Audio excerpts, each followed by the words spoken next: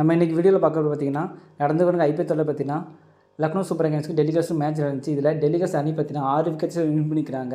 இதில் player of the match பார்த்திங்கன்னா குல்தீப் யாதவ் வாங்கியிருக்கிறாரு, கிட்டத்தட்ட 3 விக்கெட் எடுத்துகிட்டு. ஸோ அவருடைய கிரிக்கெட் ஜர்னி பற்றி நம்ம ஷார்ட்டாக இந்த வீடியோவில் பார்க்க போகிறோம்.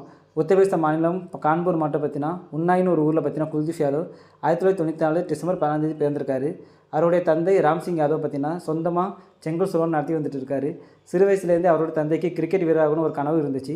பட் அவரோட குடும்ப சூழ்நிலையாலும் பொறுப்புகளாலும் பார்த்திங்கன்னா அவருடைய கிரிக்கெட் கனவு பற்றி நடக்காமலே போயிடுச்சு.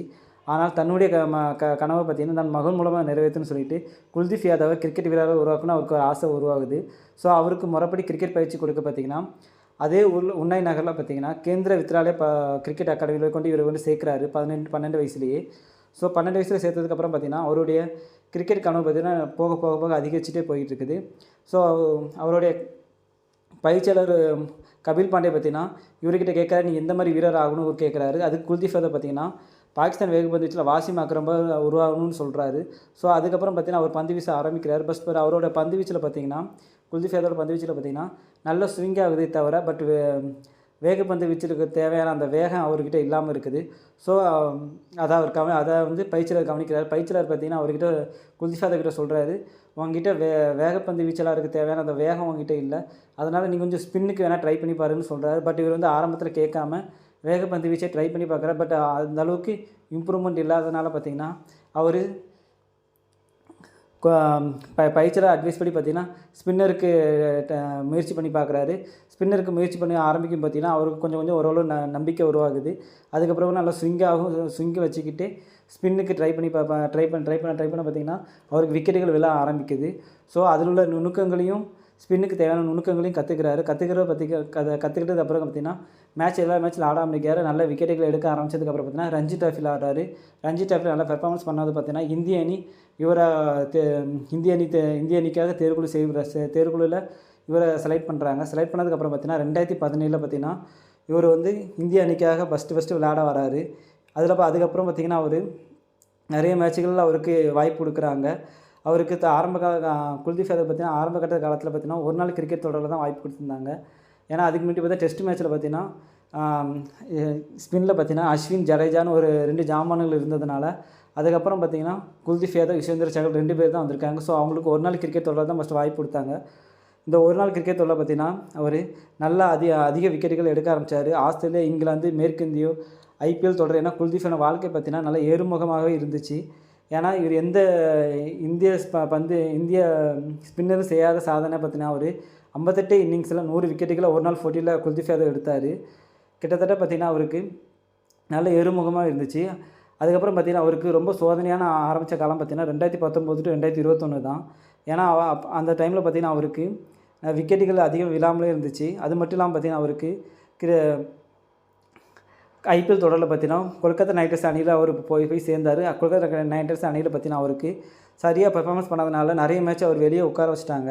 வெளியே உட்கார வச்சதுனால பார்த்திங்கன்னா அவருக்கு அந்தளவுக்கு கான்ஃபிடென்ட் இல்லாமல் போயிடுச்சு. அது மட்டும் இல்லாமல் 2021 பார்த்திங்கன்னா அவருக்கு ஒரு சில இன்ஜுரி ஆகுது.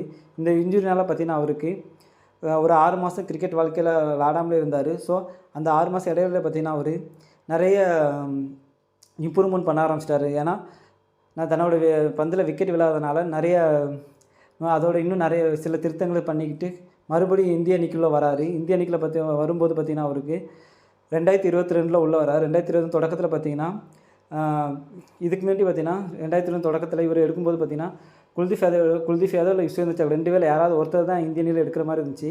ஏன்னா கடந்த 2019 to 2021 வரைக்கும் பார்த்திங்கன்னா ஆண்டு முடிவில் பார்த்திங்கன்னா இது வரைக்கும் சாகல் வந்து 21 நாள் தொடரில் விளாண்டுருக்காரு.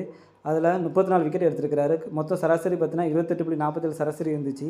அதே நேரம் பார்த்திங்கன்னா குல்தீப் யாதவுக்கு 21 ஒரு நாள் போட்டியில் ஆடி பார்த்திங்கன்னா 26 விக்கெட் மட்டும் தான் வீழ்த்தியிருந்தார். கிட்டத்தட்ட 43 சராசரி வச்சுருந்தார். இதனால் பார்த்திங்கன்னா குல்தீப் யாதவை விட சகலே இந்திய அணி பார்த்திங்கன்னா தேர்வுக்குழு சகலை மட்டும் செலெக்ஷன் பண்ணிகிட்டு இருந்தாங்க. ஐபிஎல் தொடர்லையும் பார்த்திங்கன்னா குல்தீப் யாதவுக்கு அந்த அளவுக்கு வாய்ப்புகள் இருக்காமலே இருந்துச்சு. அதன் பின்னுக்கு அப்புறம் வந்து 2022 தொடக்கத்தில் பார்த்திங்கன்னா மீண்டும் குல்தீப் யாதவோட பந்து வீச்சில் நிறைய மாற்றம் ஏற்பட்டதுனால பார்த்திங்கன்னா நிறைய விக்கெட்டுகளை வீழ்த்த ஆரம்பித்தார். அதுக்கப்புறம் பார்த்திங்கன்னா 2021 தொடக்கத்துலேருந்து இது வரைக்கும் பார்த்திங்கன்னா குல்தீப் யாதவோட விக்கெட் டேக்கிங் பார்த்திங்கன்னா 24 ஒரு நாள் போட்டியில் ஆடிருக்காரு. கிட்டத்தட்ட 43 விக்கெட்டை கைப்பற்றிருக்கிறாரு.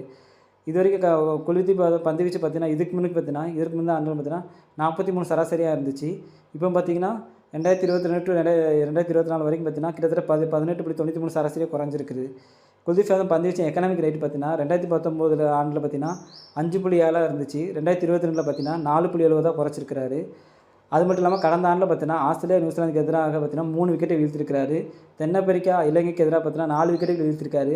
அதுக்கப்புறம் லாஸ்ட் ஆண்டில் பார்த்தீங்கன்னா ஆசிய கோப்பையில் பார்த்தீங்கன்னா பாகிஸ்தானுக்கு எதிராக பார்த்தீங்கன்னா 5 விக்கெட்டை வீழ்த்தி பந்து வீச்சை ரொம்ப மெருகேற்றிருக்காரு.